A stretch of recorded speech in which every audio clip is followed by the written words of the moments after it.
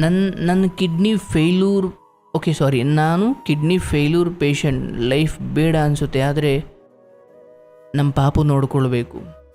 ಓ ರೂಪ ಅವರೇ, ಧೈರ್ಯವಾಗಿರಿ. ಪಾಪ ಅವ್ರು ನೋಡಿ, ನನ್ನ ಕಿಡ್ನಿ ಫೇಲ್ಯೂರ್ ಆಗಿದೆ, ನನಗೆ ಬದುಕೆ ಬೇಡ ಅನ್ನಿಸ್ತಾ ಇದೆ, ಆದರೆ ನಾನು ಮಗು ನೋಡಿಕೊಳ್ಬೇಕು. ಇರ್ಲವಾ, ವೈದ್ಯರ ಸಲಹೆಯಂತೆ ನಡ್ಕೊ, ಏನೂ ಆಗಲ್ಲ ಆಯಿತಾ, ಏನೂ ಆಗಲ್ಲ. ನಿನ್ನ ಮಗುವಿಗೆ ತಾಯಿಯಾಗಿ ಇನ್ನೂ 16 ವರ್ಷ ನೀನು ಚೆನ್ನಾಗಿ ಬದುಕ್ತೀಯ. ಭಯ ಬೇಡ, ಚೆನ್ನಾಗಿ ನೀರು ಕುಡೀರಿ ಆಯಿತಾ, ಚೆನ್ನಾಗಿ ನೀರು ಕುಡಿಬೇಕು. ಕಿಡ್ನಿ ಫೇಲ್ಯೂರ್ ಅನ್ನೋದು ಈಗ ಮಾರಣಾಂತಿಕ ಅಂತ ಏನು ಅಂದ್ಕೊಳ್ಬೇಡಿ, ಏನು ನಿಮಗೆ ಮರಣ ತರುವಂಥದ್ದಲ್ಲ. ಆದರೆ ಪಾಪ ಚಿಕಿತ್ಸೆಗೆಲ್ಲ ದುಡ್ಡು ಬೇಕಾಗ್ಬೋದು, ಕಷ್ಟ ಆಗುತ್ತೆ, ಏನೋ ಮಾಡ್ಕೊಂಡಿರ್ತೀರಿ ವ್ಯವಸ್ಥೆ ಅಂತ ಅಂದ್ಕೊಳ್ತೀನಿ. ನೋಡಿ, ಈ ತಾಯಿ ಮಗುವಿಗೋಸ್ಕರ ನಾನು ಬದುಕ್ತಿದ್ದೀನಿ ಅಂತ. ಕೆಲವೊಮ್ಮೆ ಹಾಗಾಗ್ಬಿಡುತ್ತೆ, ನಮಗೆ ಬೇಕಾಗಿಲ್ಲ ಈ ಬದುಕು, ಆದರೆ ನನ್ನ ಮಗುವಿಗೋಸ್ಕರ ಅಥವಾ ನನ್ನ ಮಗಳಿಗೋಸ್ಕರ ಅಥವಾ ನನ್ನ ಮಗನಿಗೋಸ್ಕರ ಅಥವಾ ನಮ್ಮ ತಾಯಿಗೋಸ್ಕರ ಅಥವಾ ನಮ್ಮ ತಂದೆಗೋಸ್ಕರ ಹೀಗೆ ಹೇಗೋ ಈ ಬದುಕನ್ನು ಜೀವಂತವಾಗಿ ಇಟ್ಕೊಳ್ಳೋ ಪ್ರಯತ್ನವನ್ನು ನಾವು ಮಾಡಬೇಕು, ಏನೇ ಕಾರಣ ಆಗಲಿ. ನೋಡಿ, ಈ ತಾಯಿ ಕಿಡ್ನಿ ಫೇಲ್ಯೂರ್ ಆಗಿದೆ ಅಥವಾ ಏನೋ, ಭಗವಂತ ಪವಾಡದಂತೆ ಆಕೆಯ ಬದುಕನ್ನು ಚೆನ್ನಾಗಿಡಲಿ. ಇನ್ನೂ 4-16 ವರ್ಷಗಳ ಕಾಲ ನೀನು ಚೆನ್ನಾಗಿರವ. ಆದರೆ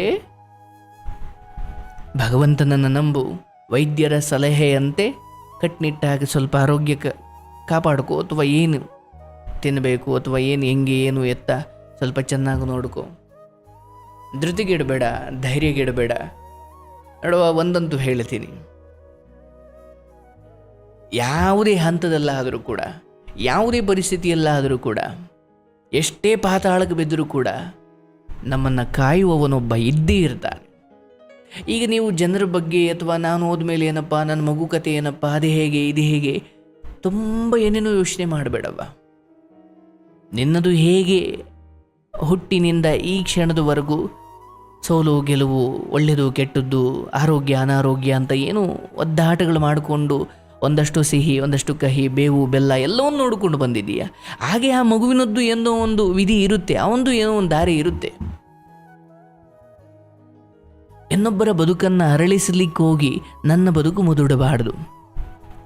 ಎಲ್ಲಿವರೆಗೂ ಸಾಧ್ಯವೋ ಅಲ್ಲಿವರೆಗೂ ಬದುಕುವ ಅಥವಾ ಆ ಮಗುವನ್ನು ಕಾಯ್ದು ಅಥವಾ ಅದನ್ನು ಕಾಪಾಡಿಕೊಳ್ಳುವ ಪ್ರಯತ್ನ ಮಾಡ್ತಾ ಇದ್ದೀಯವ. ಆ ಕಾರಣವೇ ನಿನಗೆ ಶಕ್ತಿ ಕೊಟ್ಟಿದೆ. ದುಃಖ ಪಡಬೇಡ, ಧೈರ್ಯವಾಗಿರು. ಸ್ವಲ್ಪ ನನ್ನ ಪಾಲಿಗೆ ಬಂದಿರುವ ಈ ಕಾಯಿಲೆ ಅಥವಾ ಈ ಪರಿಸ್ಥಿತಿ ಯಾವುದು ನನ್ನ ಪ್ರಾರಬ್ಧ, ಅದು ನಿನ್ನನ್ನು ಕರ್ಕೊಂಡು ಹೋಗಲಿಕ್ಕೆ ಬಂದಿಲ್ಲ. ಸ್ವಲ್ಪ ನರಳಾಟ ಕಷ್ಟ ಇದೆ, ನಾನು ಒಪ್ಕೊಳ್ತೀನಿ. ಆದರೆ ಆ ಮಗುವಿಗೋಸ್ಕರ ಬದುಕಿದ್ದೀನಿ ಅಂತ ಒಂದು ಮಾತು ಬಳಸಿದಲ್ಲವ, ಅದು ನಿಜಕ್ಕೂ ಕಾರ್ಯರೂಪಕ್ಕೆ ಬರಬೇಕಂದ್ರೆ ನೀನು ಕೊರಗುವುದನ್ನು ನಿಲ್ಲಿಸು. ಕಷ್ಟ ಆಗುತ್ತೆ. ಕಿಡ್ನಿ ಫೇಲ್ಯೂರ್ ಈ ಸಮಯದಲ್ಲಿ ಗೊತ್ತಿಲ್ಲ, ಪಾಪ ನಿಮಗೆ ಕಾಳಜಿ ಮಾಡೋರು, ಪೋಷಣೆ ಮಾಡೋರು ಸುತ್ತ ಇದ್ದಾರೆ ಇಲ್ಲವೋ ಗೊತ್ತಿಲ್ಲ. ಆದರೆ ಏನೇ ಇರಲಿ, ದೇವರು ನಿನ್ನನ್ನು ಕಾಯ್ತಾನೆ. ಸದಾ ಕೃಷ್ಣನನ್ನು ಸ್ಮರಣೆ ಮಾಡು. ಅಪ್ಪ, ಬರೋದೊಂದು ದಿನ, ಹೋಗೋದೊಂದು ದಿನ. ಆ ನಡುವೆ ಕಾಯಿಲೆ ಕಸಾಲೆಗಳು, ಒಳ್ಳೆಯದು ಕೆಟ್ಟದ್ದು, ನನ್ನದೊಂಥರ ಕಾಯಿಲೆ. ಆದರೆ ಎಲ್ಲ ಆರೋಗ್ಯ ಚೆನ್ನಾಗಿರೋರ್ದು ಇನ್ನೊಂದು ಥರ ಕಾಯಿಲೆ. ಎಲ್ಲರೂ ನರಳುತ್ತಿದ್ದಾರೆ. ಆದರೆ ಈ ನರಳಾಟದ ನಡುವೆಯೂ ಸತ್ಯದ ಕುರಿತು ನಮಗೊಂದು ಹಸಿವಿರಬೇಕು. ನಾಳೆನೇ ನನ್ನನ್ನು ಕರ್ಕೊಂಡ್ರೂ ಕೂಡ ನನಗೇನು ಚಿಂತೆ ಇಲ್ಲ. ಆದರೆ ಇನ್ನಷ್ಟು ಕಾಲ ಬದುಕುವ ಆಸೆ ಇದೆ, ಇನ್ನಷ್ಟು ಕಾಲ ನನ್ನ ಮಗುವಿಗೆ ಆಸರೆಯಾಗಬೇಕು. ಲೋಕದ ಒಳಿತು ಕೆಡುಕುಗಳನ್ನು ತಿಳಿಸಿ ನಾನು ಆಮೇಲೆ ಹೊರಡಬೇಕು. ಇಲ್ಲ ಅಂದರೆ ಆ ಮಗುವಿಗೆ ನಾನು ಒಳಿತು ಕೆಡುಕು ಹೇಳ್ಕೊಡದೆ ಹೋದರೆ ಜಗತ್ತು ಅವ್ರಿಗೆ ಕೆಡುಕನ್ನು ಮಾತ್ರ ಹೇಳ್ಕೊಡುತ್ತೆ, ಒಳಿತನ್ನು ಹೇಳ್ಕೊಡೋಕೆ ಸಿಗೋದೇ ಇಲ್ಲ ಯಾರು. ಹೇ ಭಗವಂತನಲ್ಲಿ ಪ್ರಾರ್ಥನೆ ಮಾಡು. ನಾನು ನಿನ್ನ ಮಗು, ನಿನಗೊಂದು ಮಗು ಆದರೆ ನೀನು ಭಗವಂತನ ಮಗು. ಅಪ್ಪ ಹಾಲಲ್ಲಾದರೂ ಹಾಕು, ನೀರಲ್ಲಾದರೂ ಹಾಕು. ಕಾಯಿಲೆಗಳು ದೇಹಕ್ಕೆ ಅಂಟಿಕೊಂಡಿದ್ದಾವೆ, ಹೌದು. ಆದರೆ ನಿನ್ನ ಅಂತರಂಗದ ಒಂದು ಆತ್ಮದ ಬೆಳಕು, ಚೇತನ ಅಥವಾ ದಿವ್ಯತೆ ಇದೆಯಲ್ಲ, ಕಾಯಿಲೆ ಬಂದು ನರಳುತ್ತಾ ಇದ್ರೂ ಕೂಡ ಒಬ್ಬ ವ್ಯಕ್ತಿ ಸಮಾಧಾನ ತಂದುಕೊಳ್ಳಿಕ್ಕೆ ಸಾಧ್ಯ ಇದೆಯಂತೆ. ಅಂದರೆ ದೇಹದ ನರಳಾಟ ಬೇರೆ, ನಾನು ಅನ್ನೋದು ಬೇರೆ. ಅಂದರೆ ಆತ್ಮ ಬೇರೆ, ದೇಹ ಬೇರೆ. ದೇಹಕ್ಕೇನೋ ಕಾಯಿಲೆ ಬಂದಿದೆ, ದೇಹ ಏನೋ ನರಳಾಟ ಮಾಡ್ತಿದೆ. ಇವನ್ ನಾನು ಕೂಡ ನನಗೆ ಆಪ್ರೇಷನ್ ಆಗಿ, ಅಪೆಂಡಿಕ್ಸ್ ಆಗಿ ಆಪ್ರೇಷನ್ ಆದ ಸಮಯದಲ್ಲಿ ನಾನು ಈ ಯೋಚನೆ ಮಾಡ್ತಾ ಇದ್ದೆ. ಈಗ ನನ್ನ ಹೊಟ್ಟೆಯ ಭಾಗದಲ್ಲಿ ಅಥವಾ ನನ್ನ ದೇಹದ ಯಾವುದೋ ಭಾಗದಲ್ಲಿ ಅಪೆಂಡಿಕ್ಸ್ ಮಾಡಿ ಆಪ್ರೇಷನ್ ಮಾಡಿದ್ದಾರೆ. ಈಗ ಈ ನೋವನ್ನು ಅಥವಾ ಈ ಯಾತನೆಯನ್ನು ಅಥವಾ ಈ ಸಮಯವನ್ನು ನಾನು ನನ್ನ ಯೋಚನೆಗಳಿಂದ ಪ್ರತ್ಯೇಕಿಸಬೇಕು.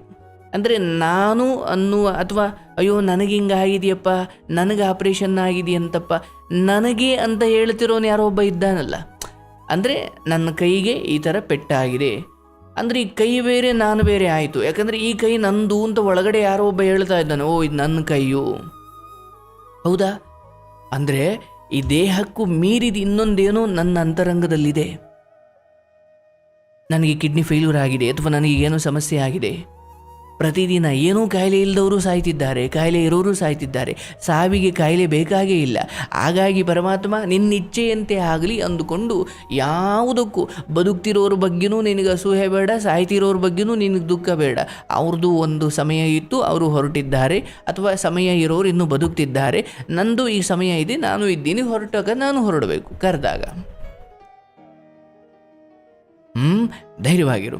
ಎಲ್ಲ ಪವಾಡದಂತೆ ನಿನ್ನ ಬದುಕಲು ಒಳ್ಳೆಯದಾಗುತ್ತೆ. ಮಗುವಿಗೋಸ್ಕರ ಬದುಕ್ತಿದ್ದೀನಿ ಅಂತಿದ್ದೀಯ, ಆ ಮಗುವನ್ನು ಒಂಟಿಯಾಗಿ ಬಿಟ್ಟು ಹೋಗದಿರುವ ಪರಿಸ್ಥಿತಿ ನಿನಗೆ ಬರುತ್ತೆ. ಅರ್ಥಾತ್ ಆ ಮಗುವಿನ ಜೊತೆ ತುಂಬ ಕಾಲ ನೀನು ಇರಬೇಕು, ಇರ್ತೀಯ. ಆರೋಗ್ಯದ ಬಗ್ಗೆ ಕಾಳಜಿ ಮಾಡು. ಮನೋವ್ಯತೆಯನ್ನು ಬಿಟ್ಟು ಬಿಡವ.